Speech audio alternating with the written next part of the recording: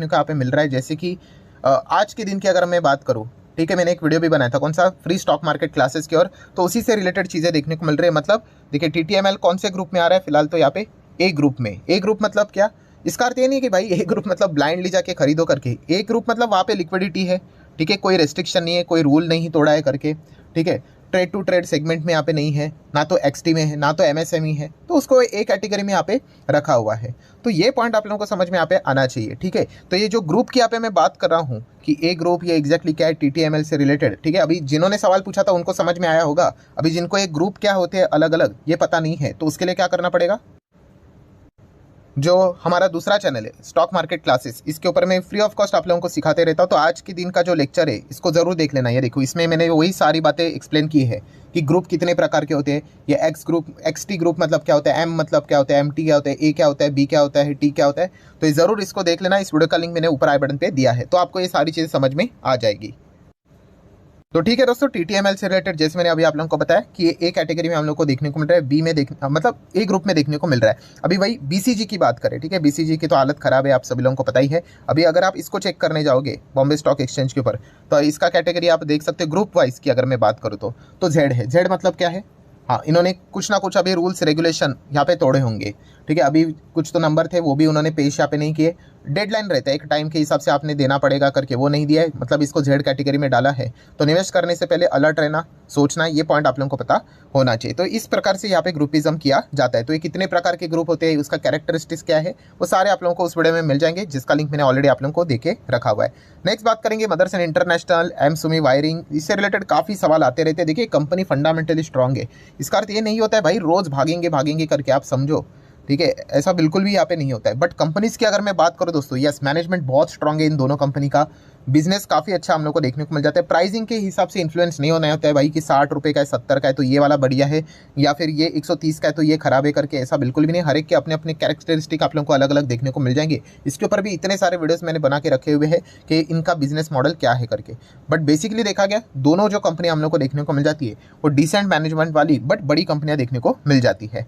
Next बात करेंगे दोस्तों, तो यहाँ पे दीपक नाइट्रेट। तो दीपक नाइट्रेट एकदम फैंटास्टिक कंपनी है, अच्छी कंपनी है। हाँ, रिस्क तो रहेगा ही, मिड साइज की कंपनी है, बैलेंस शीट भी इनकी काफ़ी स्ट्रॉन्ग देखने को यहाँ पे मिल जाती है। आप देख सकते हैं 1000 करोड़, 1400, 1800, 2500 करोड़ है। देन लॉन्ग टर्म बोरिंग आप देख सकते हो करंटली जीरो है, शॉर्ट टर्म बोरिंग भी जीरो देखने को मिल रहा है। तो हम कह सकते हैं प्योर डेट फ्री कंपनी नजर यहाँ पे आ जाती है। नेक्स्ट बात करेंगे दोस्तों, तो कैश एंड कैश इक्विवेलेंट, तो वो भी कितना है, 17-18 करोड़ का कैश देखने को यहाँ पे मिल रहा है। तो एक मिड साइज कंपनी जैसी होनी चाहिए वैसा ही अच्छा बैलेंस शीट नजर आता है। 35,000 करोड़ का मार्केट कैप है। शेयर होल्डिंग पैटर्न भी अच्छा देखने को मिल जाता है, नियर बाय 50% प्रमोटर है, बचा में से 50 में से भी अगर आप देखोगे ऑलमोस्ट 25% FIS के पास है और बाकी 25% पब्लिक के पास देखने को यहाँ पे मिल रहा है। तो काफी interesting company. But yes, chemical segment से जुड़ी हुई है, केमिकल सेगमेंट थोड़ा सा डाउन परफॉर्मेंस यहाँ पे दे रहा है, ठीक है, वीक डिमांड के चलते आप यहाँ पे कह सकते हो।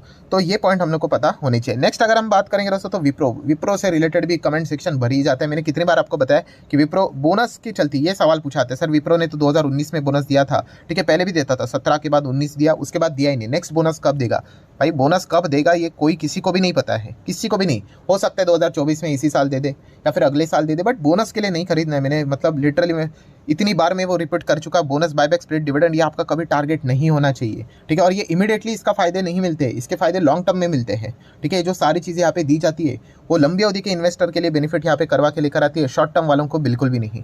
सो अगेन कहना चाहूँगा, इस हिसाब से अगर आप विप्रो को देखने जाओगे तो फिर आपको बार बार यहाँ पे तकलीफ होगी। यार विप्रो ही क्यों, किसी भी कंपनी को कॉर्पोरेट एक्शन आपका कभी भी फोकस होना नहीं चाहिए। ये ट्रेडर लोगों का फोकस होता है कि अच्छा इन्होंने आज बोनस क्या अनाउंसमेंट यहाँ पे किया है तो चलो खरीद लेते, क्या पता तेजी आएगी करके, तो छोटा सा पैसा कमा लेते हैं, निकल जाते हैं। इन्वेस्टर के लिए भाई बिजनेस इंपॉर्टेंट है। अगर आपका बिजनेस अच्छा रहेगा तो उस जर्नी में, मतलब बोलते हैं ना, बिजनेस अगर अच्छा रहेगा तो आपको क्या मिलता है, आपका फोकस होता है CG, बोले तो कैपिटल गेन, ठीक है, 100%, 200%, 300% के रिटर्न्स निकालने हैं लॉन्ग टर्म में, वो आपका टारगेट होता है। और उस राह पे चलते चलते अगर बोनस, बायबैक, स्प्लिट डिविडेंड अगर मिल गया तो अच्छी बात है, हम थोड़ी ना ये बोल रहे कि खराब बात है। बट इस चीज़ को पकड़ने जाओगे तो फिर ये गलत बात है। ये मैंने कितनी बार समझा, फिर भी वो बार बार वही फोकस लोगों का देखने को हम लोगों को यहाँ पे मिल जाता है। उसमें जाओगे तो भाई रुकना, मतलब बाजार में टिकना मतलब काफ़ी मुश्किल हो जाएगा। नेक्स्ट बात करेंगे दोस्तों IEX। तो IEX की अगर मैं बात करूंगा तो ऑब्वियसली जो एक डिसीजन यहाँ पे पेंडिंग है उसी का हर कोई यहाँ पे इंतजार करेगा, ठीक है। बाय द वे आज के दिन की बात करें, इस 7-7.5% की तेजी देखकर भाई खुश मत होना। मतलब आज के दिन आपको पता है ना, मार्केट वो एक डिजास्टर रिकवरी साइट के टेस्टिंग के लिए ओपन था, तो ये 7.5% भागा नहीं एक्चुअल में। जो फ्राइडे के दिन तेजी कल की थी ना, ठीक है, प्लस आज के दिन जितना भागा है सैटरडे, इन दोनों का कॉम्बिनेशन है ये 7-7.5%। इसीलिए आप देख सकते हैं आज के दिन बहुत सारे स्टॉक एकदम रॉकेट देखने को मिलेंगे। अरे 8% कैसे भागे, मैंने आप लोगों को ऑलरेडी बताया आज के दिन का सबसे मैक्सिमम सर्किट लिमिट था 5%, 5% के ऊपर कोई नहीं जा सकता। तो ये 7%, 7.5% इसलिए दिख रहे हैं बिकॉज ऑफ यस्टरडे जितना वो भागा था, प्लस उसमें आज के दिन जितना भागा, तो ये टोटल आपको 7.5% की तेजी देखने को मिले। सेम गिरावट के हिसाब से भी, गिरावट में भी काफ़ी कंपनी आपको ऐसा लगेंगे अरे इतना कैसे गिर गया करके। तो ये भी पॉइंट आप लोगों को अच्छी तरीके से पता है यहाँ पे होना चाहिए।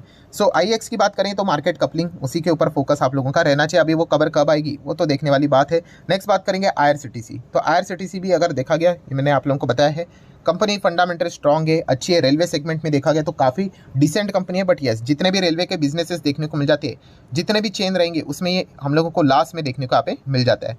मतलब आपको पहले वहाँ पे इंफ्रास्ट्रक्चर बिल्ड करना पड़ेगा, पटरी डालनी पड़ेगी, नेटवर्किंग सेटअप करना पड़ेगा, ट्रैक बिछाने के बाद मतलब वो रेलवे स्टार्ट जब होगी तब जाके कंपनी कमाई करेगी। ठीक है, बट इनका कैसा रिकरिंग इनकम हम लोग को देखने को यहाँ पे मिल जाता है। और हमारे देश में अगर मैं बात करूँ तो रेलवे का नेटवर्क फैलने के लिए काफ़ी अभी भी बहुत बड़ा स्कोप यहाँ पे बाकी है। तो उस हिसाब से रिकरिंग इनकम आता रहेगा। हमारा देश में भी देखा गया तो 150 करोड़ अप्रॉक्सीमेटली आबादी वाला देश है। तो ये सारी चीज़ों के चलते हम यहाँ पे कह सकते हैं IRCTC की कमाई लगातार हम लोग को देखने को यहाँ पे मिलती रहती है। यस्टरडे भी मैंने इस चीज़ को यहाँ पे कवर किया था, कंपनी बहुत अच्छा कर रही थी, बट यहाँ पे खुद सरकार ने एक वजह दे दी कि भाई इसको तोड़ दो करके, और वो टूट गया और उसके बाद खत्म नहीं हुआ, बट लगभग 2-3 साल लगे वापस कम बैक करने के लिए। तो ये दिक्कतें हम लोग को इस कंपनी में बार बार देखने को यहाँ पे मिल सकती है। मतलब सरकारी टाइप की कंपनी से डिसीजन में काफ़ी ज़्यादा हम लोगों को इस प्रकार के उतार चढ़ाव होते हुए देखने को मिल जाते हैं। नेक्स्ट बात करेंगे दोस्तों तो येस बैंक। येस बैंक में भी अगर देखा गया तो एक अनाउंसमेंट हम लोग को देखने को मिल रहा है कि उन्होंने लॉन्च किया है एक्सक्लूसिव बैंकिंग प्रोग्राम ग्रैंड्योर करके, यस ग्रैंड्योर करके। तो ये किन के लिए है, उनके इलाइट कस्टमर के लिए हम लोग को देखने को यहाँ पे मिल रहा है। तो ठीक है, अलग अलग चीज़ें हम लोग को चलती हुई देखने को मिली। जो सवाल पूछ रहे कमेंट सेक्शन में, इसका फायदा मिलेगा, हाँ थोड़ा बहुत फायदा यहाँ पे मिलता रहेगा। ठीक है, बट ओवरऑल अगर देखा गया येस बैंक को अगर सॉलिड तरीके से कमबैक करना है, उसके लिए मिस्टर कुमार जी ने ऑलरेडी वो चीज़ें स्टार्ट यहाँ पे कर दी है। कौन सा, यस रिटेल लोन बुक के ऊपर वो ज़बरदस्त फोकस कर रहे हैं। ठीक है, पहले ये रिटेल लोन बुक के ऊपर नहीं, कॉर्पोरेट्स के ऊपर ज़्यादा फोकस करते थे। मतलब एक लोन डूबा तो भाई इतना ज़बरदस्त झटका लगता था कि पूछो ही मत। सो रिटेल के ऊपर उन्होंने अभी फोकस शिफ्ट किया है। तो इसको स्केल करने के लिए तो टाइम यहाँ पे लगेगा ही लगेगा, और उसके लिए बहुत समय लगता है। धीमे धीमे करके आगे बढ़ना यहाँ पे पड़ता है। नेक्स्ट अगर हम लोग यहाँ पे बात करेंगे दोस्तों तो अगेन कॉर्पोरेट एक्शन से रिलेटेड 2 सवाल, उसी का जवाब वापस देना चाहूँगा। डिविडेंड, ठीक है भाई, कौन से डिविडेंड की बात हो रही है, तो 150 रुपये का डिविडेंड कब है, तो अगस्त मंथ में हम लोग को ये डिविडेंड मिलते हुए देखने को मिलने वाला है। ऐसा क्यों, क्योंकि जैसे मैंने कहा था ये जो फाइनल डिविडेंड रहता है दोस्तों, देखो क्या लिखा है, फाइनल डिविडेंड, ये हमेशा बहुत लंबा टाइम लेता है। क्यों, क्योंकि शेयर होल्डर के अप्रूवल के बाद, मतलब बोर्ड ऑफ डायरेक्टर के अप्रूवल के बाद शेयर होल्डर का भी अप्रूवल चाहिए होता है, उसके लिए जनरल मीटिंग कंडक्ट की जाती है, उसके बाद वो डिविडेंड आता है, इसलिए इसको भयंकर टाइम लगता है। तो ये जो 150 रुपये का डिविडेंड है वो आपको 4 अगस्त की अगर मैं बात करूँ तभी एक्स डेट इसका मेंशन किया जा चुका है। बाकी का डिविडेंड की बात करें, जो नॉर्मल डिविडेंड रहता है, इंटरिम डिविडेंड रहता है, वो तुरंत मिल जाता है।